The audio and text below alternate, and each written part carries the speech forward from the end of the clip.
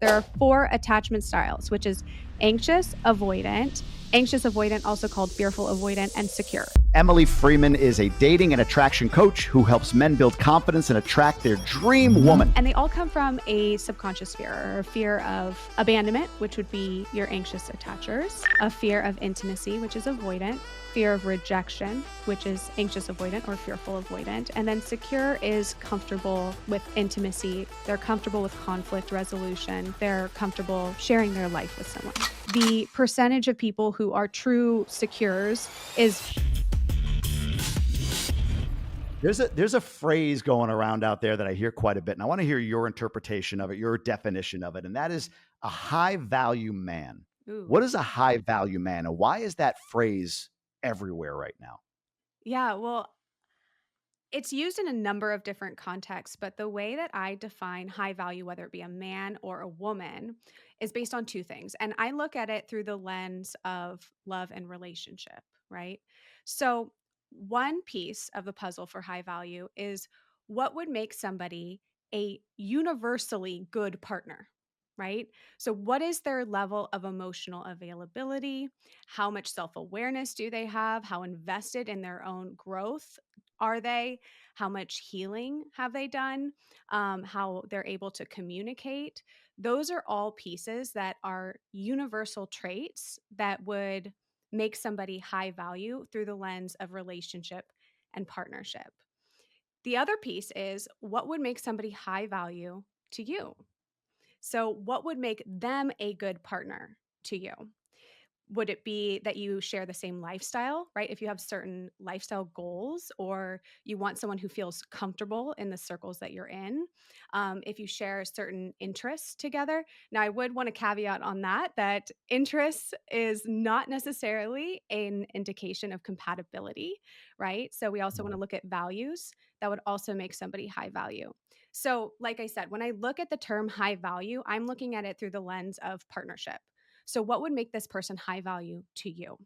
And so, what's high value in the second bracket to one person might not matter to another person.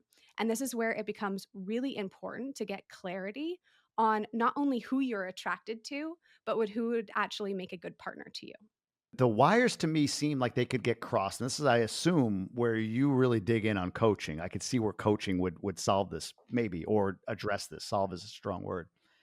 High value. So I can easily identify for me how I'm high value, right? And I can easily identify what I believe are high value traits in another partner. Sure. But still there could be a disconnect between those two people, because maybe I'm a little off on identifying that I am truly high value, or have a high enough value for somebody else. How do I know, or how do I start to work on or identify if I have high value myself, or if I'm demanding something that I'm not willing to be of somebody else? Yes. Tribe listeners, I have an extremely exciting announcement for all of you. Do you want to come hang out with Cody Sanchez, David Osborne, David Green, Rich Roll, and even yours truly down in Austin, Texas? Well, let's do it. May 1st, 2nd, and 3rd, for the first time ever, GoBundance, the exclusive millionaire membership group, is opening up an event to anyone, man, woman, millionaire or not, and we're calling it the Austin Entrepreneurial Summit. At the AES, you'll meet all those people I mentioned, plus GoBundance members on both the men's and women's side, and I'll be there hanging out the entire time. Every event I've ever attended for GoBundance has given me a disproportionate return on the money spent and the time spent to get there. And this is the biggest one that GoBundance has ever done. So if you're a member, not a member, and you're looking to supercharge the second part of your year 2024, this event in May is a great way to get that all kickstarted. Go to GoBundance.com/AES right now for early bird pricing for members and guests. And warning, the power of GoBundance events is that it holds you accountable long after you're gone to achieving whatever goals you've set. So this event will change your life. GoBundance.com/AES. I'll see you there. Let's get back to the show. Well, that's the beautiful part of dating and relationships, is we will continue to date people who mirror back to us where we still have more work to do to become more whole. And so when you're looking at high value, well, if you are attracting certain partners who continue to reflect back to you, hey, the way you're communicating with me doesn't actually make me feel safe, doesn't make me feel loved. Well, that's where your work in lies. But so much of the time, we see these So true. reflections of ourselves, we see these parts of ourselves that we don't like, and we blame the other person. Right? So, or we just say, I'm going to avoid this and run away. And our modern dating world makes that very easy with the illusion of so much option and choice. So, in order to understand if you are quote unquote high value, it's important to take away the ego. Because when we're looking at, oh, I'm high value, so I deserve this person or I don't Yeah. deserve this person, well, then we're setting ourselves up to try and achieve love. And that's the quickest way to push it away because either you're looking at someone as above you or below you. And both of those are coming from a place of insecurity, right? So there's insecurity, then there's arrogance or cockiness. Confidence is actually not seeing each other as separate at all, in my view. So, Interesting. really important to look at, okay, maybe it's not that I'm not quote unquote high value enough, but there are parts of me that I'm avoiding actually looking at so I can become more whole for me and be able to experience an even more expansive partnership with the person I choose. Can you give a common example? That's a really interesting way of putting it. I'm not going to say it as elegantly as you did, but essentially, the thing that and the other person that I'm seeking is what I need to work on myself, or that Mhm. I'm seeing in the other person. That's like, yeah, I have to work on that myself. What's Sure. a common example that you see in coaching men or women or couples or whatever it might be? Yeah, so a lot of the times, especially with high performing men, they will get into relationships with women who they feel like they don't quite understand their emotions, right? So they get Yeah. into relationships with these women, and the woman starts to show more depth into her emotion with him. But what happens is when you are not in touch with your own emotional landscape, with your heart, or you could say your feminine energy, and you see it reflected in someone else, well, if you've been rejecting that within yourself, then you're going to reject it in another person. Oh, And that's this is so interesting. where Yeah. I see so many high performing men who are like, "Oh, I want this feminine woman. I want her to be nurturing and compassionate." Well, that same feminine woman is going to have waves of emotion, right? My fiance Mike calls it ocean energy. He's like, "You got some ocean energy in you." Um, Yeah. but he understands that that's the ecosystem of me. And I'm fortunate enough to have a partner who's also been very invested in his own work and is can honor that feminine energy in both him and me. And so when you start to see emotions reflected back to you that you've been repressing yourself and you don't want to feel that, right? You're like, "Oh, no, I don't want to feel what she's feeling." And a lot of the times we will take on our partner's emotions because we see them as threatening, like, "Oh, if they're not okay, I can't be okay." But that's not healthy, Mm. right? Or especially as men, naturally, you want to solve. So you see a woman's emotion, you're like, "How do I make this better?" And she just wants to go through it and she needs to go through it. And so do you. So a lot of the times we will start to see that. I mean, other examples are too if you have subconscious fears of intimacy, abandonment, rejection, right? So we're talking about attachment theory. Um, when you start to see your subconscious fears reflected in someone else. So if you have a fear of intimacy, right? So that comes from a fear of losing your freedom or your autonomy, and you see a woman who's asking you to show up for her in a certain way, right? In order to build more closeness in the partnership. Well, if you have a fear of intimacy, that's going to harp right there on feeling like, oh my gosh, my whole life is going to be revolved around making her happy. I'm not going to be able to step up to it. People are too needy. I'm going to fail. I might as well just end it now. Instead of going, oh my gosh, wow, this is bringing up a lot for me. I'm feeling Hmm. like I actually can't show up. I'm feeling inferior. I'm feeling like I don't have the skills or the tools. Okay, let me look at this. Where is this coming from? And so much of the time, though, we go, oh, this isn't the right person for me. I need someone more independent. And we walk away. That's a big bridge to build, though, for a lot of guys. I know it Hmm. has been for me to go from what the hell is wrong with her? I always go Hmm. back to, you ever see the nail on the forehead video on YouTube? Have you ever seen that? I don't think so. No, actually, Oh, I've I not gotta seen send it to you, it. Emily. Okay, It's I'll send it. hilarious. It's such a great, so the and for those, I actually threw this up on stage right before I interviewed Tom Bilyeu, because I was interviewing Tom Bilyeu on relationships, and I threw this video up in front of 300 guys, and they all, like, every guy in the room got it. Yeah. Essentially what it is a woman at initially, she's the angle they have her at. You just see this woman like kind of sitting on the couch and trying to explain her emotions to her boyfriend and how she's feeling physically. She's like, I have this like pressure and it's like right here in the middle of my Mhm. forehead and I just can't explain it. And then they kind of like change the angle and there's a nail in Mm, her forehead, like a nail from a hammer and nail kind of thing, just sticking in her ouch. forehead. Yeah. And her husband's staring at the nail, going like, "Well, I think if you take the nail out of your forehead," and she's like, "This is not about the nail." And they get into this fight until he just goes, Yeah.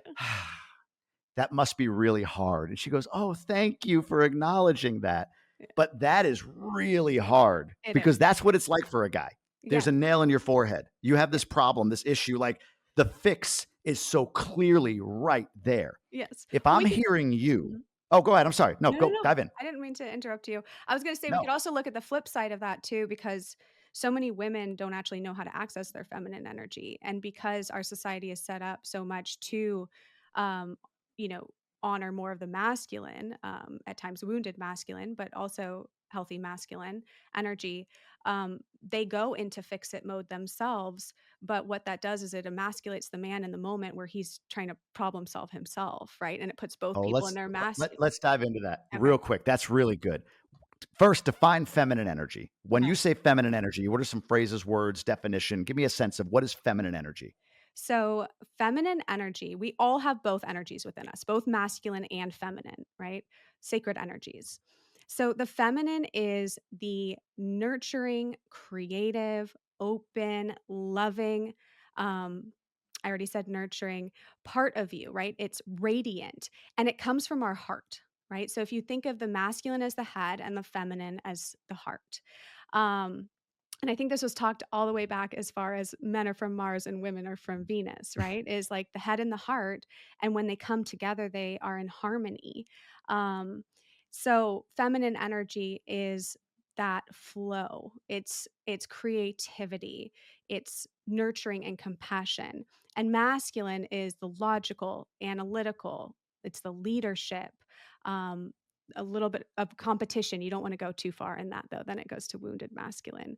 But as I said, Sure. it's the head, right? So it's the driver forward. So you could think, I always like to say, especially, when you're an entrepreneur, you're a business owner, think of the masculine as, your spreadsheets and you're building out a plan for the business. The feminine is where you get to create and allow inspiration to come in order to create that plan and bring it into fruition, right? To actually manifest it.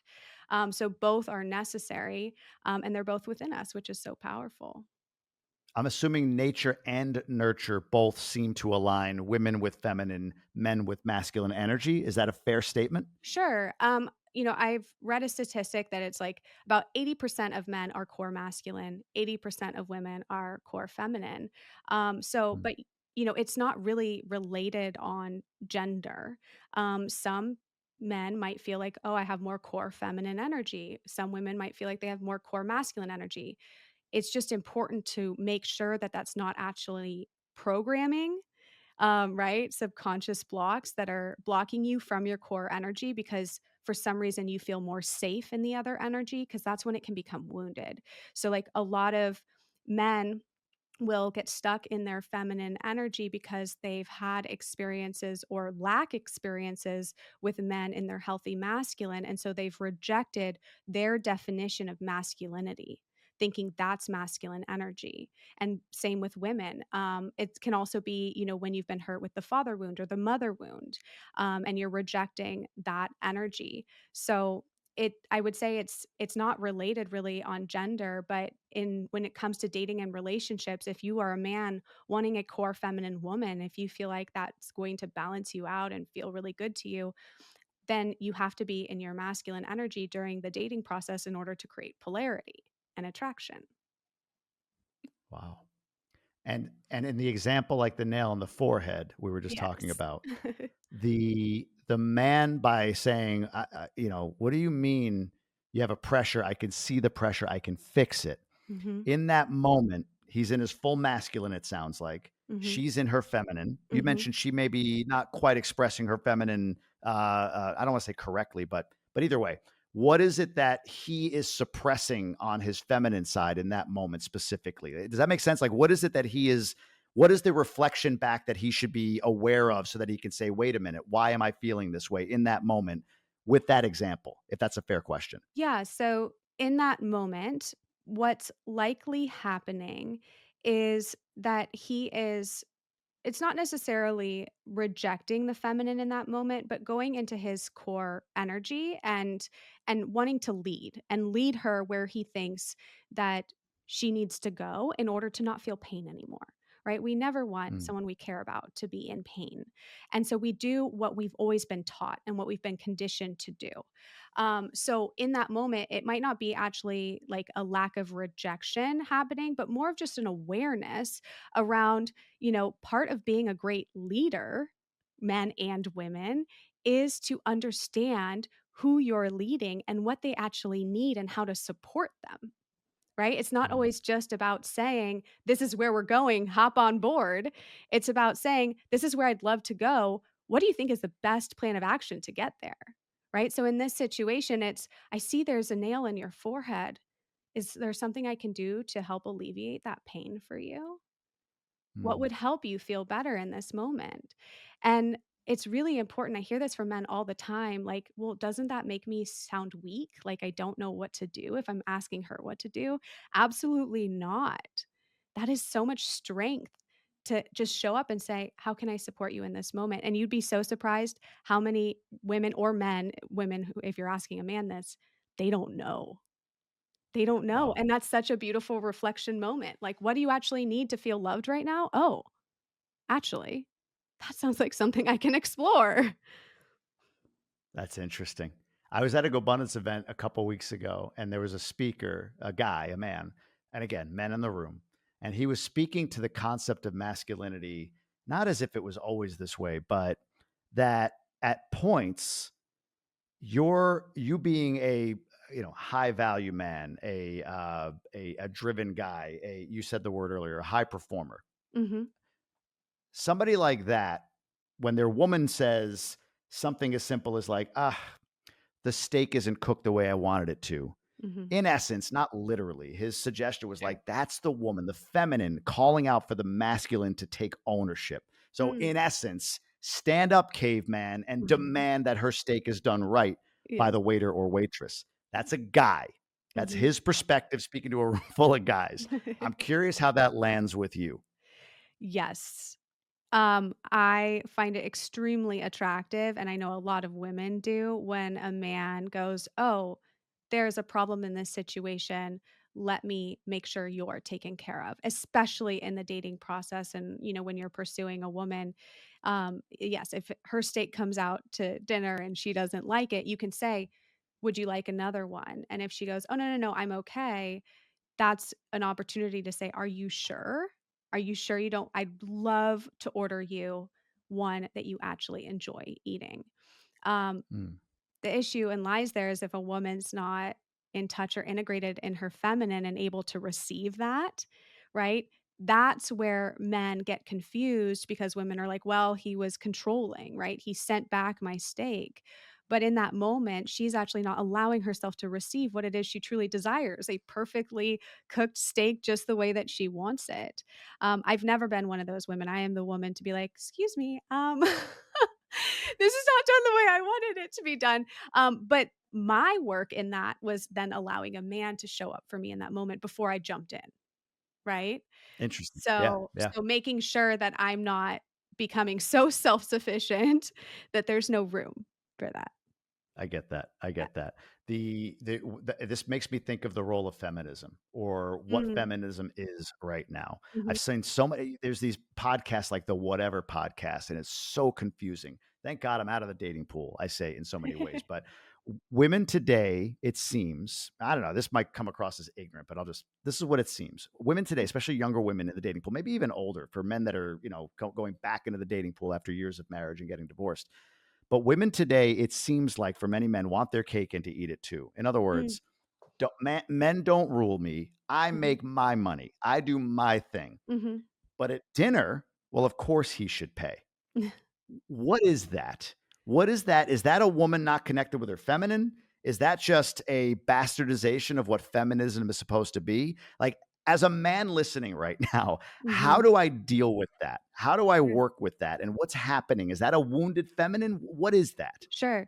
Well, let me get some clarification because what you're describing is a woman who is like, I take so much pride and ownership in my own independence and the fact that I can make money, but I still want a man to show up and pay for dinner. Is that what you're saying?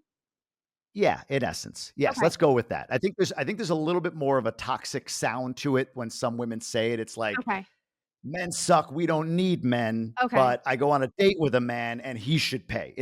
So, It's yes. not as you presented it in a much more, balanced, elegant way than I what was I like, "That sounds see fine." from a lot of Um, women. Yeah, yes. yeah, yeah, exactly. No, Yes. I'm saying Okay.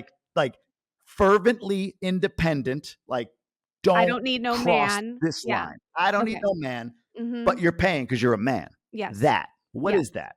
So, yes, it's actually, a rejection of the masculine and the feminine. So when a woman has when a woman is stuck in her masculine energy, some people call it like a masculine shield, right? Um, well, first off, if a woman is saying, I don't need a man, I don't need anyone, that's wounded masculine energy. And a Wounded lot of the masculine. times this happens because these women have not had influences in their life or interactions in their life with men that allowed them to feel safe. So what they're doing is they're ultimately putting up a defense mechanism of, I don't need you. So, don't try to make yourself somebody that I need, but I still want to be treated like a woman. That is also, if a woman is demanding certain behaviors from somebody in what I'm, like, getting from you is an entitled way, right? Yeah, That's also a disconnect from the feminine because the feminine trusts that it's going to be provided for. It trusts that got you. it's going to receive. Um, this is not something I've ever said about myself before, but I'm feeling called to say it right now, and it may or may not be um, confrontational in any way or when I was dating, going on a first date, I never questioned if a man was going to offer to pay or not. It was Mm, not a part of my reality. And there have been women that I've worked with who are like, "Okay, so, like, do I let him pay? Do I not let him pay? Do I offer to pay? What do I do?" And I said, "What feels good to you? What feels nourishing and wonderful to you in that moment?" As women, I mean, not all women, but a lot of women, and myself included, there's a lot of preparation that goes into a date, and not just that night of getting ready for it, right? But your entire life is really revolved as a woman around finding that partner in that relationship, fortunately slash unfortunately, right? A lot of our worth is based on if we can find that or not.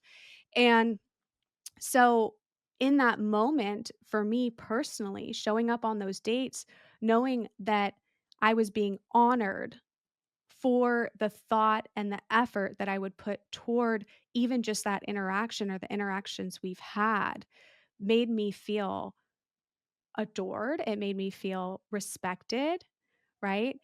It made me feel safe. And so it's important that as men and women, you get super clear on what feels good to you, right? For some men, that might not feel good to them, and that's okay too.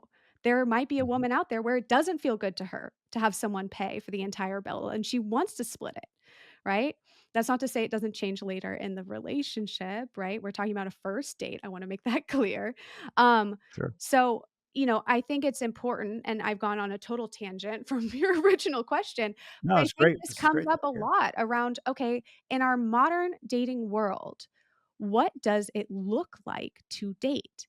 And that's what can make it both so confusing, but also so freeing because you get to choose and then you get to manifest in the person and the dynamic that feels good to you. Yeah. If you're a guy that has maybe, that's not in the early part of the dating, 20, 25, 30, Sure. but maybe you were married or you were with somebody long term and now you're back on the market, let's Mhm. say. What are some of the challenges that men may not realize they face Yes. in re-entering the dating market? What are some of the patterns or challenges that only with reflection can they really be seen as Mhm. you work with people like this, Yes. that are fairly common that might help somebody listening right now? So when you've gone through something like a divorce, or you've been through a number of different heartbreaks or betrayals, there is a certain level of healing that you will be responsible for doing within yourself before you can truly invite somebody into your life. And so what happens is a lot of men or women get out of a divorce and they get back into the dating world and they're like, I'll just find someone better. I'm just gonna find someone better, right? If they're ready to get back in. Other times, it's an avoidance of it, right? So Sure. the wounds can show up in 2 ways. One is, "Okay, I'm gonna get back out there and get the love I've always wanted," or I'm just gonna be with myself right now." And both can be done in a healthy way, and both can be done in an unhealthy way. It's just a matter of your intention and thoughts around it. So Makes sense. when getting back out into the dating world, I see a lot of people think I'm going to meet this person. We clicked on the first date. It felt really good. So I'm going to start like messaging them all the time. And now we're dating and it's the third date and we're dating. And then they get to the fourth date and it ends. And they're absolutely taken aback by it because, decades ago or however long ago when they were dating before, it was more like that, right? It was more this person, we like each other and we're going to try and just be together. And, for better or for worse now, people have more ideals of what they're looking for in partnership and combine that with people who have now been hurt and haven't taken ownership of healing that hurt. Well, there's a lot of stuff to run from. So it brings us back to the beginning of our conversation, right? Where when you start seeing that mirror, um, so there can be levels of avoidance in the dating world that people aren't quite sure how to navigate. Um, you know, it's also important to recognize that and understand the patterns in your marriage before to really know what you actually need in a new partnership. Because a lot of the times Mm. we get out of a relationship or a marriage and we go, okay, well, I didn't like this about my partner, which means I need to look for this in someone new. But what happens is that's not actually where the disconnect was in the partnership, and we don't have full clarity over the disconnect. We're making assumptions based on our own programming and our own thoughts and beliefs, and we end up actually in a partnership with a very similar dynamic. So, for example, if you were with someone and you're like, "Well, she always nagged me." Right? She nagged me our entire marriage, and then I didn't feel like the man, and our sex life went away and everything like that. And so now I wanna make sure that I'm in a relationship with a woman who is very sweet and, quiet and, who's really embodied, and we have great sexual chemistry together, and I make sure that sex is something really important to her. Well, what happens then is if you're not actually healing the wounds around why you were with someone nagging you and where your part was and all of that, well, maybe now you've attracted a woman who on the first few dates seems really sweet, really like there to support you, when in reality she's repressing all of her needs and desires and actually has no idea what they are. And then you get back into the same sort of dynamic that you were in your previous relationship in order to again mirror back to you where there's still more wholeness that needs to be created. You talked about being drawn. I'm being like, where did what's the origin of this for you? This is a really, really interesting. It feels like there's pain, Mhm. experience, something that you can hearken to for the fact that you are so focused on dating and relationships, Yeah. but specifically until now, I know you work with women as well, but men Yeah. and high value men, high performing men. Like, where does this come from for you? Yes. It's a lifelong story. And every podcast I'm on, I'm like, how do I make this shorter? But I want to talk about because I mean, from a very young age, I was always boy crazy, right? I loved the idea of love. Relationships were such a focus of me. I mean, I had a boyfriend in preschool, okay? I got married on the playground. There's a photo of me in my closet when I was 3 dressed up as a bride.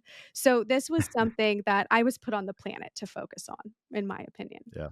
And, so what that did was it led me into really being so open and desiring of romantic love. And so flash forward into, my early adult life, I had gotten into 2 back-to-back long-term relationships that both ended.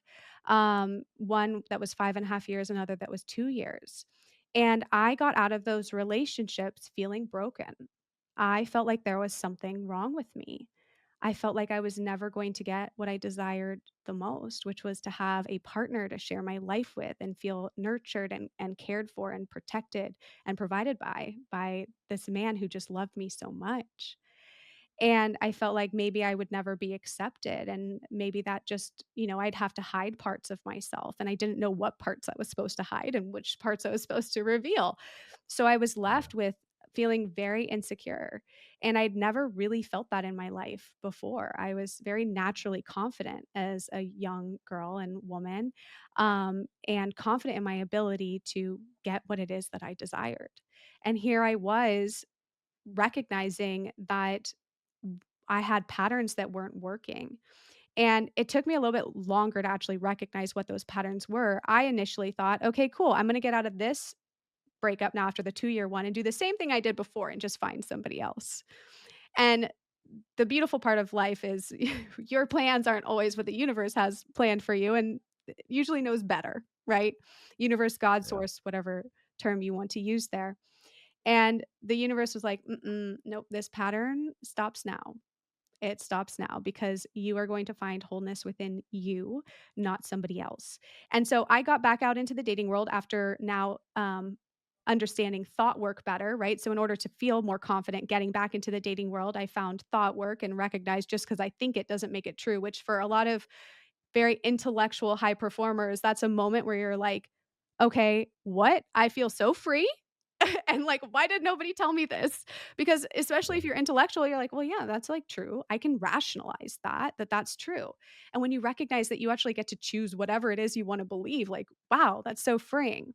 So, I got myself back out into the dating world, late 20-ish, late 20s, not late 20. Um, and I was living in the Bay Area, California, and I got online, and I'd only had, like, a little bit of experience with online dating, and I felt like the world was at my fingertips. I was so excited. I was like, "Wow, this is gonna be so easy and fun, and look at all these amazing men who I get to interact with and meet." And I mean, I even there were dates where I was going on dates with, entrepreneurs. I wasn't an entrepreneur yet at the time. I was living vicariously through all of them. Um, Yeah. and even just learning and being there and understanding somebody else was so exciting to me. But then it kind of lost its its shininess after, I would go on 2 dates, done, 3 dates, done, 2 months, Hmm. done. And so I started to think there must be something that I'm doing wrong. And so I started diving into attraction and, texting tips and all of these different things that ultimately led me to even more confused because it still wasn't working. And so then I stumbled upon attachment theory. I read the book Attached, and that opened up my world because every single logical piece of my love life now became logical.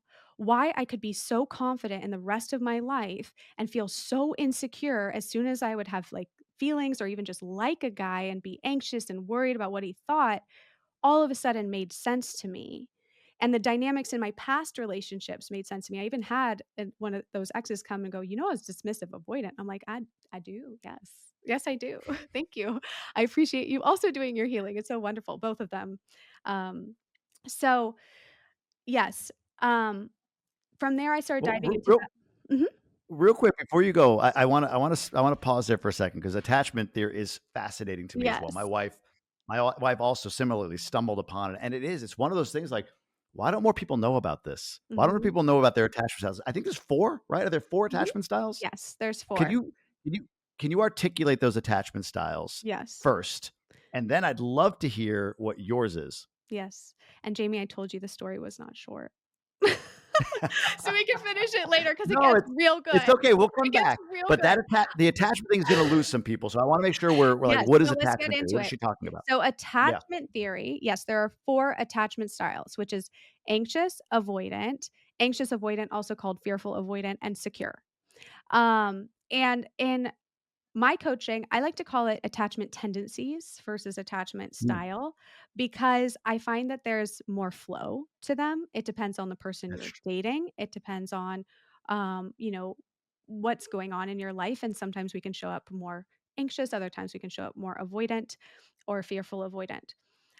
So those are the 4 main only 4 attachment styles. And they all come from a subconscious fear or a fear of um, abandonment, which would be your anxious attachers, a fear of intimacy, which is avoidant, fear of rejection, which is anxious avoidant or fearful avoidant, and then secure is comfortable with intimacy. They're comfortable with conflict resolution. They're comfortable sharing their life with someone, right? So those would be the 4. Is there like a general percentage assigned to especially secure? Like, a lot of Mm. people might be like, "No, I'm secure." No, you're not secure. Is there a gen I've never read this. Is there like, a percentage of the population that's just I know it's not scientific, but that's thought to be like secure versus anxious or avoidant or fearful or anxious avoidant? Like, is there a sense of that?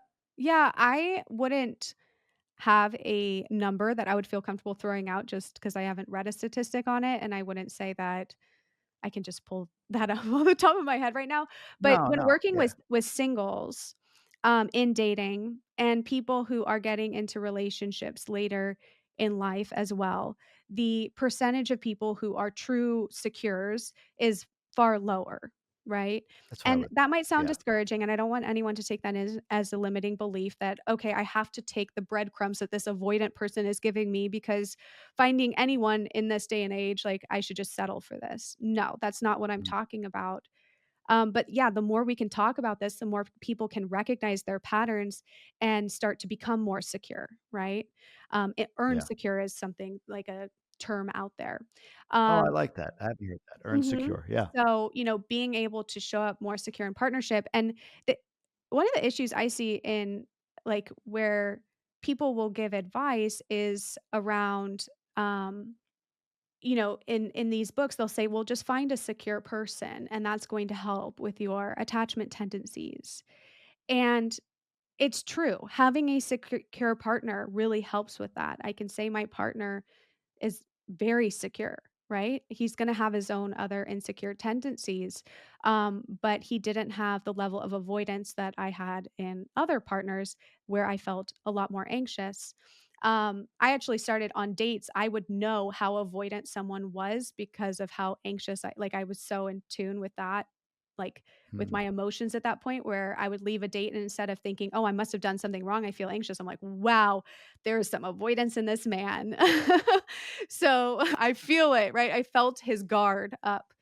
Yeah. And that's not to Yeah. put labels on people. You don't usually know what someone's attachment is on a first date. I just wanna put that out there. That was just, No, like, but my I hypothesis in that moment. Yes. makes sense, and I think it's just what you just described. It's like seeing behind the curtain a little bit. Not like Mhm. it's almost like disc profiles. Have you ever done a disc profile? Some people Yes, like them, yeah. some people don't. But Mhm. it's just a way of like, oh, okay, I get like that person's an I, so Yeah. they're more gregarious and outgoing, and Mhm. they don't want to do the analysis. That's a Yes. C, right? Kind of thing. It's Yes. the same sort of thing. It's not like you can just diagnose somebody as No. this level of disc or this avoidant or I'm sorry or this attachment style, but it sounds like what it did for you, and maybe you can parlay this back into your story. We can come back Yeah. to your specific style, but it sounds like for you, this revelation, this peeling back the curtain, it gave you just another way or a different perspective on dating at that point, which Yes. opened up a whole other window for you. Is that fair?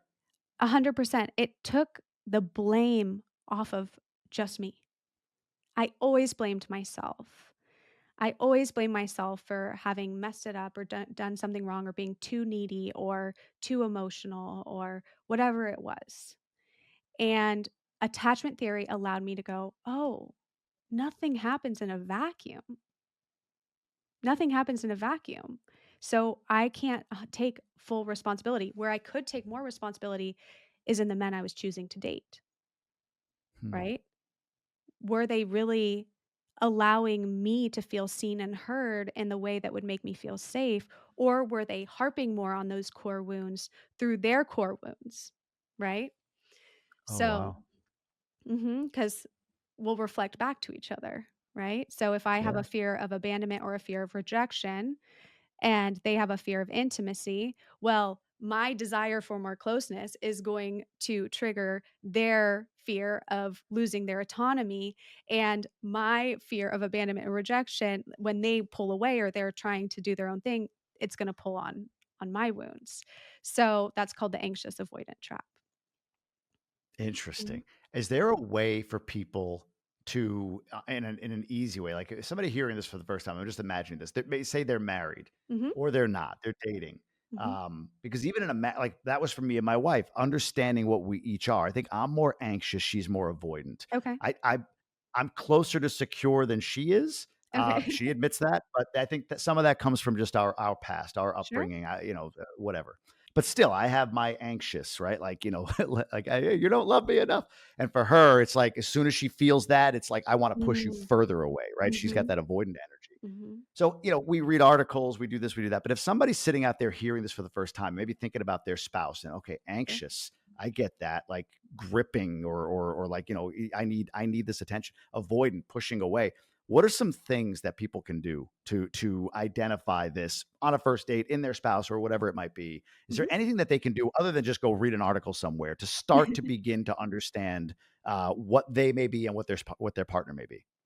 Sure. Well, yes, there are quizzes online that you can take in that too. I also in my course help you identify what your attachment tendencies are by looking at your behavior patterns, right? So there are certain behaviors that someone with more of an anxious attachment style or anxious tendencies will have versus someone with avoidant tendencies, right? So the issue happens though is that on a first date, people can appear different than their actual Yeah. core I was gonna ask you that. core. How do you see through it, especially when you're early in the dating process? But go ahead, I'm sorry. Boundaries. Boundaries help you understand people better, and it helps them understand you better. And what happens is we take the people that we're dating for face value and go, "Okay, this person's showing up for me. This is so exciting. I can't wait." And what happens then is we set no boundaries. We, kind of are doing everything to try to please this person, right? Especially if you have more anxious tendencies, but also if you have more avoidant tendencies, that can happen because you are still lacking the ability to communicate boundaries, right? Um, so what happens is if we don't set those boundaries, we don't see how someone's actually going to honor them and show up. So by, on I wouldn't say a first date, but in dating someone to see what happens if you say, "Hey, I'm actually not available that night. I would love to see you next Tuesday, but I'm going out with my buddies that night." Right? And instead of going, "Oh god, she's going to like get upset about it and like I need to protect my freedom right now. Like let's see if she's going to like, say that I can't go or she'll pull away now, right? Because we're what we think is what we create. Or doing the opposite of, "Oh my god, I need to cancel plans with my friends, otherwise she might not see me next week, I'm gonna lose my chance," right? We actually get to see how that person is going to show up for us in that moment, and by releasing those stories and expectations, we get to actually see it. We get to see it through the like an open lens of let me have, what's called like equanimity in this situation and a loss of attachment to what's going to happen and instead just experience this person. But in order to do that, we have to first understand what our stories are, our limiting beliefs, understand where they came from, and then also make sure that we are rewriting those stories to create what it is we actually desire. And that's one of the major parts of my coaching is to help you do that because if you have certain stories, well, you're going to keep reliving them again and again. You're because you're seeing them through that lens. You're seeing your reality through that lens. If you're by the way, that's popping for me too. This is why in person's better, Emily. I said I wish I could have gotten to Scottsdale, I but know, it it's would have fine. been so fun. That's okay, next time. Everything's still working here, but Yes. all right, so if you I almost picture this like, all right, so you do the research, you're an avoidant type, Mhm. or you're an anxious type. So you're sort of planting seeds, boundaries. You're like you're Yes. establishing these boundaries to see how the reaction is. Is there a what do you do with that information? Sure. Is it okay, I'm more of an avoidant type or whatever it is, and I establish this boundary, and the person reacts in the anxious way. Is it like, there you go, signal received, I'm out?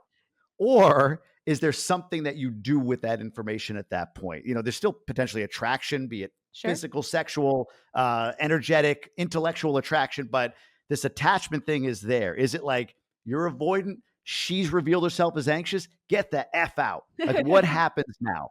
Right, right. Um, no, I would well, yes and no.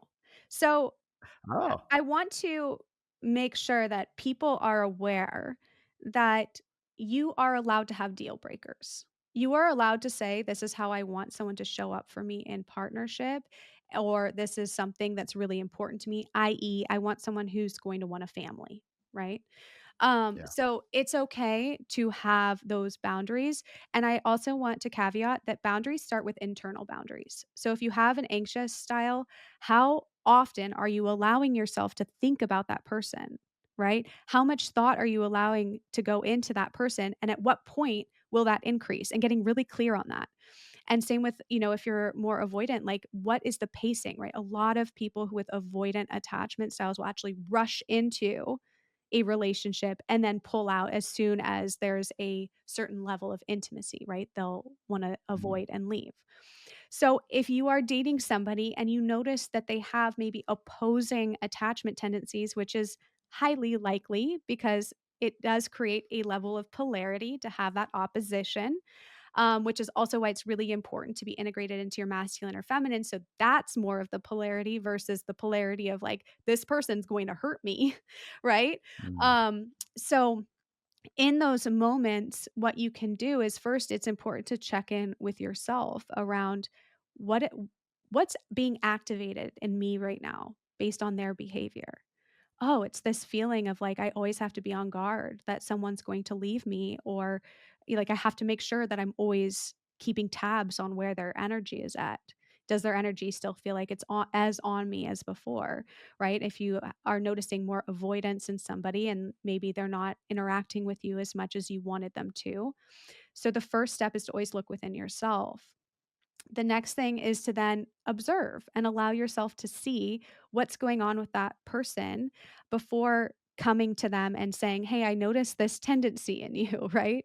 Um, we don't wanna start put making someone feeling like we're coaching or, therapizing them or anything through the dating process. That wouldn't be very romantic. Um, what you can do at a certain point, and this is kind of speaking vaguely because there's so many different opportunities for to Sure. create more closeness, right? And so it's Yeah. important to look at, okay, if I look at this situation through the lens of how would I want to create more closeness in this? Because a lot of the times what we do is we see those kind of quote unquote scary signals or yellow, orange, red flags, and we distance ourselves. We go, okay, this Mm. person could hurt me. Let me distance myself. Well, what that does is if you have a story that someone's always going to leave you, you're always going to get hurt, you're never going to be able to show up for someone, people are too needy. Now your subconscious is happy because it knows it's going to end because Yeah. you're deciding already it's going to end, but what happens is a lot of people stay in it. Mm. And that's how you get yourself into a relationship where there's a lot of disconnect because one person now feels a sense of responsibility because they feel like they should be in a relationship with this person, usually more of the avoidant tendency. And the anxious person is, grasping on for dear life, hoping to feel love, and hoping to feel acceptance and safety. So in those moments, what you can do is you don't always need to go to somebody and say, "I've noticed this," like I said, "I've noticed this thing in you and it hurts me when you do this," because especially if you're in the first few dates, that's it's a little it might be pushing the timeline a little bit.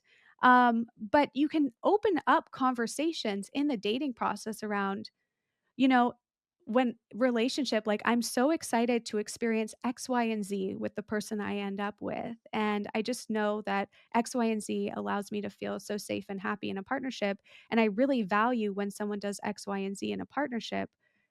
What do you think? What do you value? What feels good to you? So much of the time, we wanna hide our past, we wanna hide our tendencies because we think we're gonna be judged, but when we find a partner who actually is curious about them in order to help, meet us where we're at, right? Not try to change us, but meet us where we're at, so that way they're like, Mhm. "Oh, I know this about Emily," I know this about Jamie that, when if I say X, Y, and Z, it might activate this wound. How can I say this more carefully? Then we can actually show up in more love in our partnership instead of going, "Oh, their wound is going to hurt me. It's going to screw up my life because they're going to be too needy or they're never going to give me the love that I've always wanted." And we go to these doomsday sort of scenarios. And so part of dating is to release impulsivity and replace it with intentionality. I like that. I like that. What was it? So you had these two back-to-back relationships. Mhm. Now you're engaged to Mike. I know Mike, Yeah. author, investor, coach, podcaster now. Mhm. What is it in all? I mean, it's like you're in the space of being able to sort of see layers like the matrix, right? Like you Mhm. could see all Mhm. the code that's happening running behind the scene while you're in this Sure. dating process. What is it that made you say, somebody who is obviously really tuned in and Mhm. works with high value, high performing men as much as you do? Mhm. What is it in the dynamics of the relationship with Mike that made you say, yes, this is the Oh. one I'm going to marry? Um, it makes me emotional.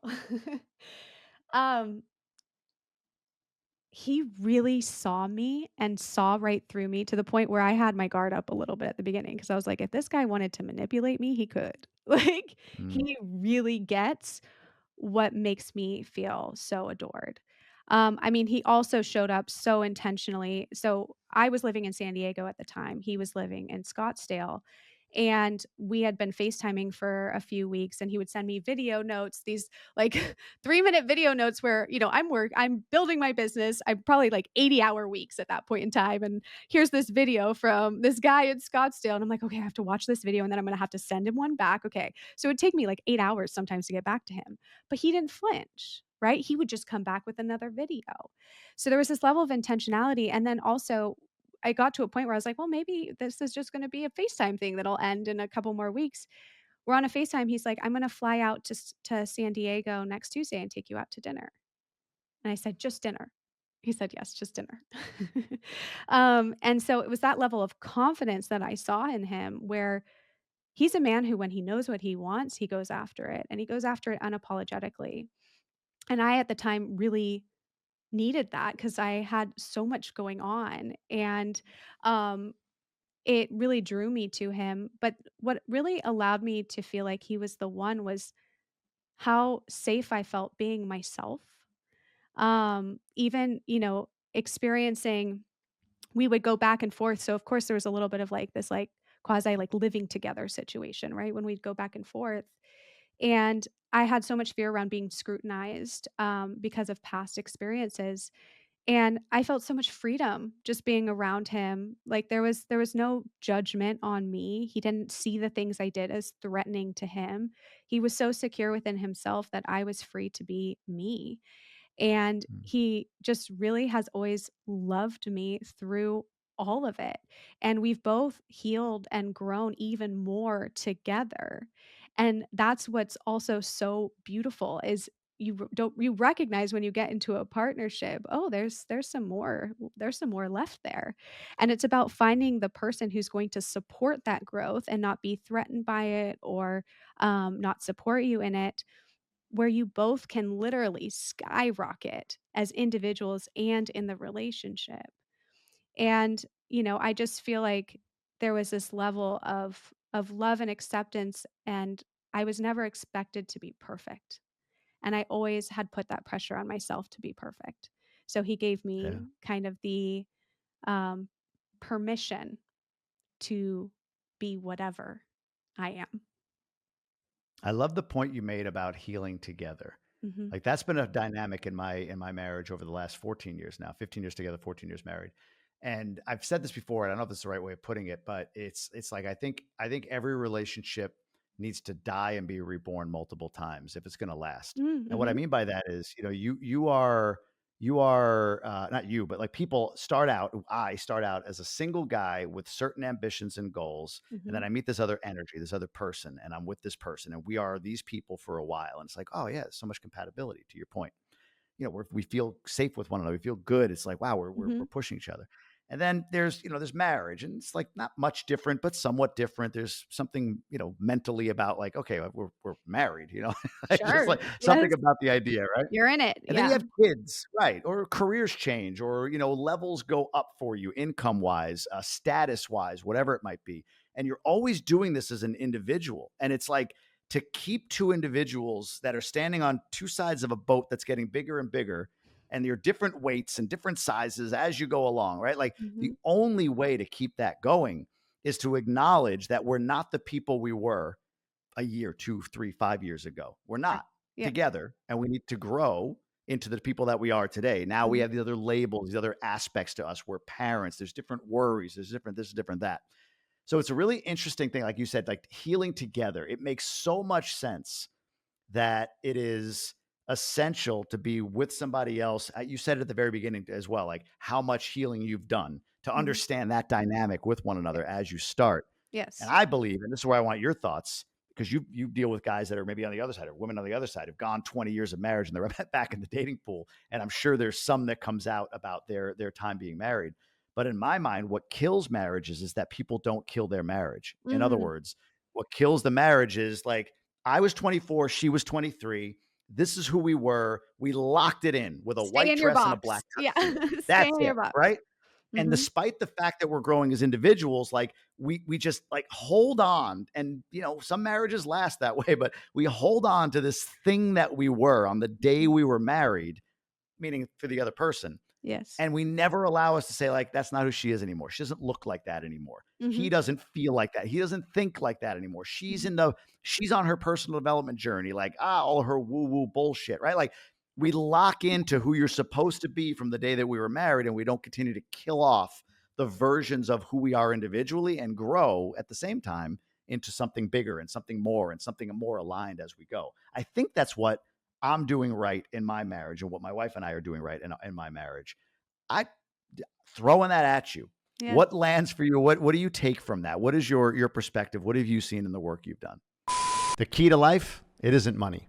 It's happiness. And when you measure how happy you are, you actually become even more happy. Our friends at GoBundance, the Tribe of Millionaires, use a very specific tool to measure their happiness. It's called the Life Happiness Index, and you can have it too. Go over to GoBundance.com/LHI and take your Life Happiness Index assessment. You'll rate yourself in multiple categories on exactly how happy you are and get a custom output for you specifically that you can use in developing whatever goals you have for your life. GoBundance is the tribe of healthy, wealthy, generous people who choose to live epic lives. And the tool GoBundance members use at the base of all of that is the Life Happiness Index. Get out there and grab life big. I mean, the first thing that I thought was, thank God we don't have the same relationship for the rest of our lives, but with the Right? same person. Like that to Right, right, right. me sounds extremely boring, right? I mean, I would never have chosen a life for myself just being a single woman where I had to stay the same for the rest of my life. Obviously, and if you're listening to this podcast, it's likely because you gravitate towards that work. Yeah. So, what's important is to and I've experienced this, in partnership, is to make sure that you especially if you have a fear of abandonment, a fear of rejection, right? That subconscious fear, to know that change doesn't mean that you're gonna be left behind or that you're going to be left or that things are gonna crumble apart, and there was parts of my past that definitely fed into that. Um, but to know that you can get stronger together and to trust in that and to also allow the other person to have the freedom to grow and to not try to control that, right? Because when we get into fear, we want to control. We want to know what the outcome is, but we don't know what the outcome is. And somebody growing is likely going to help your relationship get stronger versus them staying stagnant. Well, yeah, eventually you may grow apart or you're just stagnant. And if you're a high performer, then that's death, right? Like if you're stagnant, my gosh, that's what we're all like avoiding over here, right? Is we want to live a full life. We want to make impact. We want to experience things that not everyone else gets to experience. And you have that opportunity to do that in a partnership when you choose somebody who also has that same mission and goal. And that's where values come in, right? So, really, the first thing I looked for in a partner was what is his relationship with his own growth? Yeah. And so knowing that he also had that as a big pillar of, his own value set was huge. And that was something that was really important to me. And I'm so grateful that I listened to that and that I didn't sacrifice that because, a lot of the times too, high performers get worried about being bored in a partnership. Yeah. And partnership is not boring, but what they think is, "Oh, if I have a stable partnership that's not fighting, that's not like these breakups and, make up sex with it, whatever, it's gonna be boring," or this like intense fire attraction all the time, right?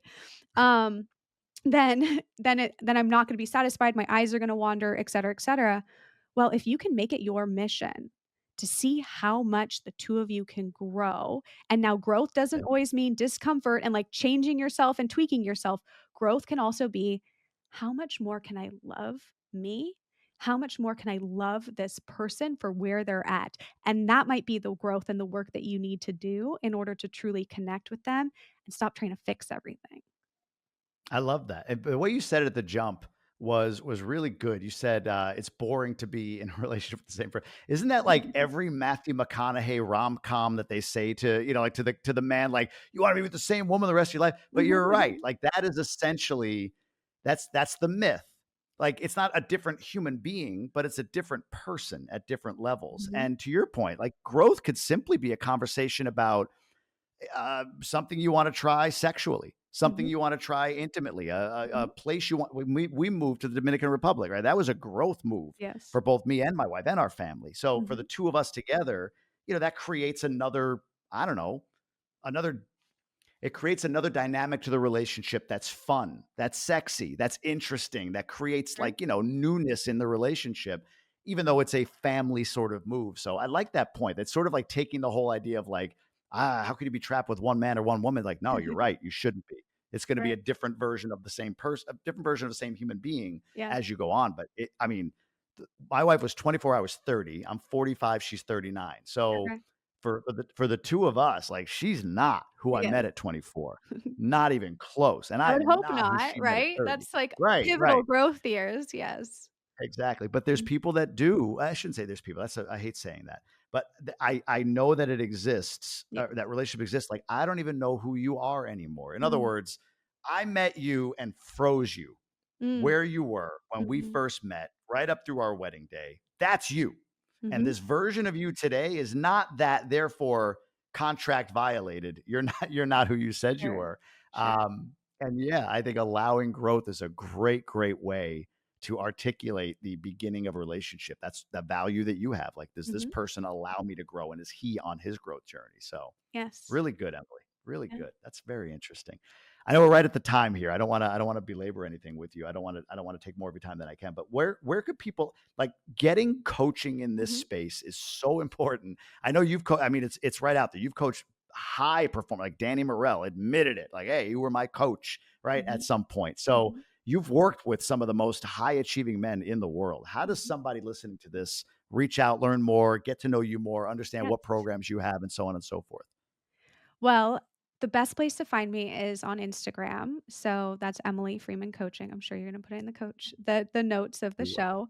Um, And on that Instagram, of course, take a look at everything that I put out there. And then also make sure to click the link in my bio. When you click the link in my bio, what you're going to find are a number of different ways that you can work with me. One is my VIP program. So, this is for the men and women now who are ready to get that customized, high touch approach to coaching. So that means I'm with you every step of the way. So you're not only going to get coaching calls with me, you also get WhatsApp with me. So you literally have me in the palm of your hand when you need something in real time. And this really allows us to deepen the work and also make sure that I act a little bit as like the training wheels while we're reprogramming some things to make sure we're not going back into old programming.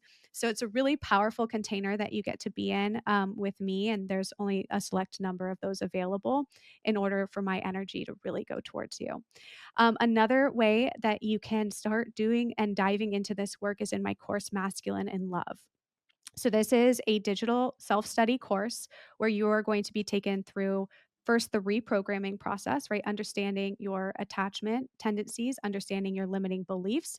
Then you're going to go through identifying who your dream woman is, right? So, all the way down to those core values and understanding what am I actually looking for? Right? Because a lot of us are like, I'm ready for a relationship. This is what I want. And then we get it all down on paper and we recognize, okay, yes, I do want a relationship, but it actually looks a lot different than what I had in mind.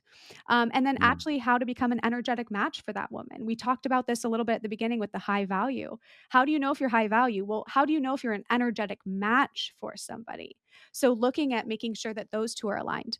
And then, of course, it goes into how to optimize your dating profile, how to optimize your communication strategy around those initial touch points, how to meet women in person, what that looks like.